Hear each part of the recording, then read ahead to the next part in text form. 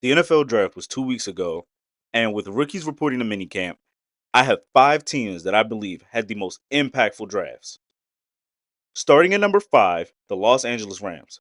When you don't have a first round pick since 2016, what do you do? And when your greatest defensive lineman, and possibly one of the greatest defensive linemen of all time, retires, what do you do? Well, if you're the Rams, you retool and you go to Florida State to go get Jed Verse and Brandon Fisk, adding two big guys on the interior D line and who are very versatile. That does a lot for you. But not only do they do that, they also address needs on the offensive side of the ball, getting Blake Corum in the third round, who could possibly be their running back for the future. And lastly, one of another key addition was getting Cam Kitchens from Miami, in my opinion, who's probably the third best safety coming into this draft. And getting him in the third round might have been a steal. Coming in at number 4, I have the Carolina Panthers. What happens when you sell the whole farm for your Magic Bean and Bryce Young? You tend to not look good the upcoming season, and they didn't. They looked terrible. However, they sell the farm again and get picks in return. They trade away Brian Burns, and you know what they do with those picks? They go get Bryce Young some friends. They get Xavier Legette from South Carolina, a dynamic receiver. They get a running back in Jonathan Brooks, and they get the tight end in Jatavion Sanders. In these moments, a quarterback's best friend, especially a young quarterback, is usually the tight end, but also adding so many pieces to the team that is going to help Bryce Young maybe take that next step in his quarterback evolution in this journey and possibly put Carolina in a good set for the next 10 years.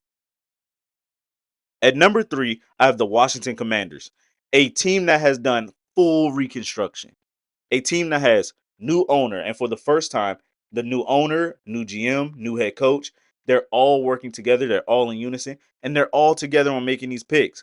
Washington is returning only 43% of their roster that they had last season. So what do? They go retool. And not only do they retool with probably the most detailed draft and the detailed scouting you could ever do. Aside from getting their Heisman Trophy winning quarterback in Jaden Daniels, they used the second round picks to go get interior lineman from Illinois, Johnny Newton, who can be very versatile. And in the Dan Quinn system that runs a 3-4, you can use him in so many ways. You can put him inside and he could be put on the outside as a pass rusher. But then they also address the needed corner, getting Mike Central from Michigan, another physical corner, another ball hawking corner, and a corner that's willing to attack very fast downhill. So they are the number 3 team that I think had one of the best drafts. Number 2, I have the young Houston Texans. And you may be asking yourself, this team made the playoffs. How much better could they be? They don't need any extra pieces.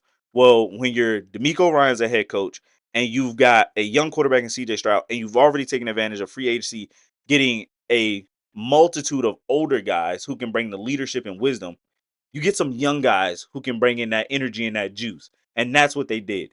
Retooling this entire team, adding depth. This team was more about getting depth than anything else. They get Kamari Lassiter from Georgia, who will be a great corner to pair up next to Derek Stingley.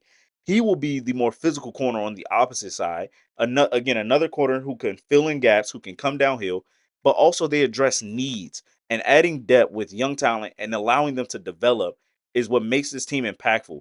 Young guys who may not be ready day one, but year 2, year 3, they will be stars of that offense or stars of that defense. And my number 1 team, who I think probably had the best draft out of all 32 teams, the Baltimore Ravens. Now, again, what happens when you're known for having defense for more than 2 decades, for a little over 2 decades? You keep up the tradition. And that's what they did. They go get Nate Wiggins from Clemson. They go draft 4 guys out of 5 guys they drafted. 4 of those guys were on the defensive side of the ball, and 3 of them were in the secondary. So they added nothing but depth. With the injury bug and how it hit them last year, they said, we're going to correct it. And not only are we going to correct it, we're going to still make sure our defense that finished top 6 can finish maybe top 3 this year. And yes, they also add an offensive lineman. But one of their best picks that I believe that they got was Tez Walker from North Carolina, a guy who had to miss a couple games due to NCAA not clearing him for the transfer rules. And then when he was able to step on the field, he was really good. Now, I was going to take him to come along, but he'll be a great receiver too for Lamar Jackson with Zay Flowers, who's immediately stepped into that receiver one role last year. But there you have it. Those are my 5 teams who, in my opinion, probably had the best and most impactful drafts.